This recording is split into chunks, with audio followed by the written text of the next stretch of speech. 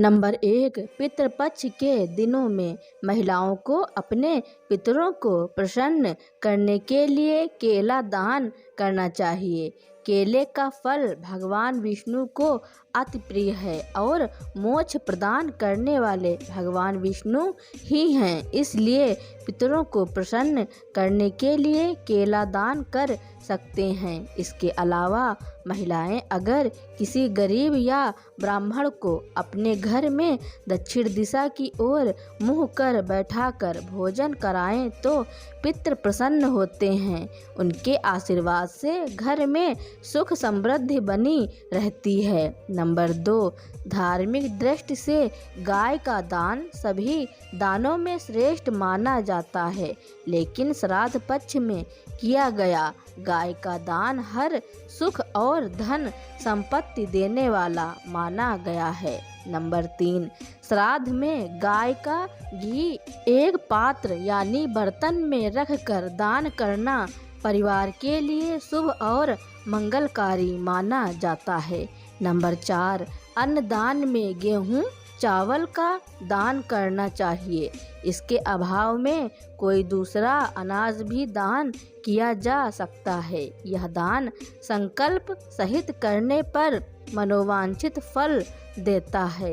Number 5, अगर आप आर्थिक रूप से संपन्न हैं तो श्राद्ध पक्ष में किसी कमजोर या गरीब व्यक्ति को भूमि का दान आपको संपत्ति और संतान लाभ देता है। नंबर 6, सोने का दान कलह का नाश करता है, किंतु अगर सोने का दान संभव न हो तो सोने के दान के निमित्त यथाशक्ति धन दान भी कर सकते हैं। नंबर 7, इस दान में धोती और दुपट्टा सहित 2 वस्त्रों के दान का महत्व है। यह वस्त्र नए और स्वच्छ होना चाहिए। नंबर 8, पितरों के आशीर्वाद और संतुष्टि के लिए चांदी का दान बहुत प्रभावकारी माना गया है। नंबर 9, श्राद्ध के हर कर्म में तिल का महत्व है। इसी तरह श्राद्ध में दान की दृष्टि से काले तिलों का दान संकट विपदाओं से रक्षा करता है। नंबर 10, पितरों की प्रसन्नता के लिए नमक का दान बहुत महत्व रखता है। नंबर 11, पितृपक्ष में जौ की खरीदारी करने से अन्न धन के भंडार कभी खाली नहीं होते। जौ को धरती का पहला अनाज माना गया है। धार्मिक दृष्टि से इसे सोने के समान माना जाता है। पितृपक्ष में जौ का दान स्वर्ण दान के समान फल प्रदान करता है। इससे पितृदोष दूर होता है। नंबर 12, श्राद्ध पक्ष में पितरों के निमित्त सरसों के तेल का दीपक लगाना चाहिए। इससे वे तृप्त होते हैं। इन 15 दिनों में सरसों और चमेली के तेल का दान करने से घर में धन संपत्ति की समस्या दूर होती है। नंबर 13, कोई भी श्राद्ध काले तिल के बिना अधूरा माना जाता है। तर्पण के समय हाथ में जल और काला तिल लेकर पूर्वजों को जल अर्पित किया जाता है। पितृ पक्ष में काला तिल घर लाने और दान करने से वंश का विस्तार होता है, संतान सुख मिलता है। नंबर 14, कुश की उत्पत्ति श्री हरि विष्णु के रोम यानी बाल से हुई है। श्राद्ध में कुशा बहुत महत्वपूर्ण सामग्री होती है। कुशा की अंगूठी पहनकर ही पूर्वजों का तर्पण करते हैं। इसके बिना वह जल स्वीकार नहीं करते। ऐसे में पितृपक्ष में कुश घर लाने से परिवार में खुशहाली आती है। इसके प्रभाव से माहौल सकारात्मक रहता है, बिगड़े काम बन जाते हैं। नंबर 15, चावल को चांदी के समान माना जाता है। पितरों को ध्यान करके कच्चे चावल का दान करना चाहिए। इससे आपके आर्थिक तंगी दूर होती है। नंबर 16 पूर्वजों के निमित्त और उनकी आत्मा शांति हेतु जूते या चप्पल का दान करने से पितर प्रसन्न होते हैं। मान्यताओं के अनुसार ऐसा करने से घर में सुख शांति और खुशहाली आती है। शनि और राहु दोष भी समाप्त हो जाता है। नंबर 17 जिसे भी भोजन कराया जा रहा है उसे जूते चप्पल के अलावा वस्त्रों का भी दान करना चाहिए। वस्त्र दान में धोती, टोपी या उत्तरीय यानी गमछा दिया जाता है। कहते हैं कि पितर अपने वंशजों से वस्त्र की भी कामना आदि करते हैं। नंबर 18 श्राद्ध कर्म में और मनुष्य की मृत्यु के बाद एकादशाह श्राद्ध यानी 11वें दिन और शय्यादान में छाता और जूता दान करने की प्रथा है। मान्यता है कि यम मार्ग में पितरों की छाते से ग्रीष्म के ताप और वर्षा से रक्षा होती है। यह भी कहा जाता है कि इससे पितरों की छत्र छाया बनी रहती है। इससे पितरों को विशेष संतुष्टि प्राप्त होती है। इससे घर में सुख शांति का वातावरण बना रहता है। ऐसा करने से ग्रह कलेश भी दूर होते हैं। घर में लक्ष्मी का वास होता है। नंबर 19 नमक का दान करने से प्रेत बाधा और आत्माओं से मुक्ति मिलती है। नंबर 20 स्वर्ण दान करने से सूर्य एवं गुरु संबंधी बाधा के अलावा रोगों से मुक्ति मिलती है। वहीं चांदी दान करने से चंद्र ग्रह संबंधी बाधा दूर होती है और परिवार में शांति, सुख एवं एकता बनी रहती है। स्वर्ण के अभाव में पीतल या दक्षिणा दे सकते हैं और चांदी के अभाव में कोई सफ़ेद वस्तु दान कर सकते हैं। नंबर 21 भूमि दान की जगह एक गमले में पौधा लगाकर भी दान किए जाने का आजकल प्रचलन है। नंबर 22 श्राद्ध का भोजन 4 लोगों को खिलाया जाता है। ब्राह्मण, कुत्ते, गाय और कौवे। श्राद्ध के भोजन में बेसन का प्रयोग वर्जित है।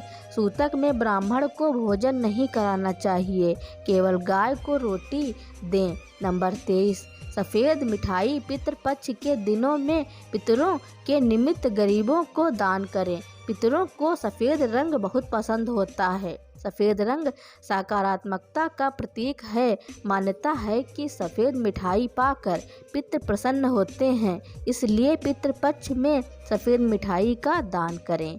नंबर 24 पितृपक्ष के दिनों में पितरों की आत्मा की शांति के लिए लगा हुआ पान किसी गरीब या ब्राह्मण को अवश्य दान करें।